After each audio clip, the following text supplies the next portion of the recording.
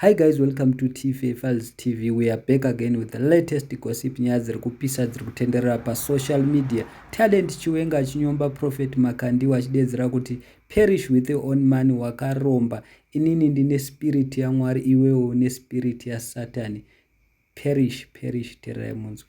Is not tradable with money. Oh, yes. To God, money is perishable. The gifts of God are eternal. Imineni takangofanana tiri vanhu. Chakangosiyana ndechekuti mune mweya wa Antikristu, ini ndine mweya wa Mwari. Handimbotya kutaura zita renyu. Imi muri kutaura nezvangu. Perish with thee. May you perish with your money, Makandiwa. Yes. Because thou hast thought that the gift of God may be purchased with money. Hey. Verse number 21.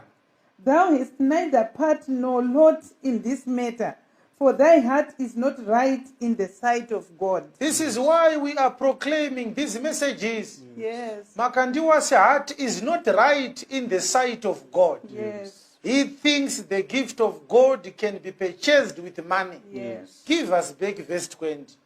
May your money perish with you Yes. because you have thought in your mind that some gift of God can be purchased with money. Your heart is not right in the sight of God. Baba Makandiwa mkoma shingi, moyo wenyu hauna kumira zvakanaka pamberi paMwari. Yes. Nekuti mupfungwa dzenyu munofunga kuti zvipo zvaMwari zvinotengwa nemari.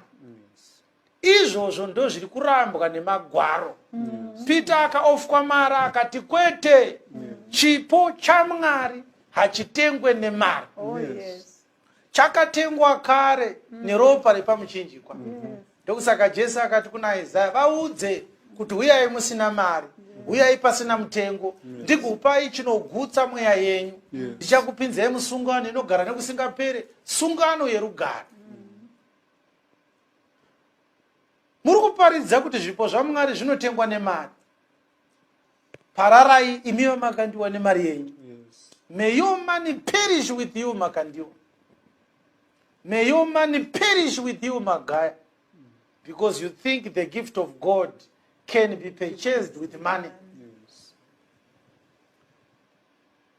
Do you think Makandiwa was going to do what Peter did in Acts 8? He rejected money and he said, no, Yes. it will never happen. The gift of God is not tradable with money. Oh, yes. To God, money is perishable. The gifts of God are eternal.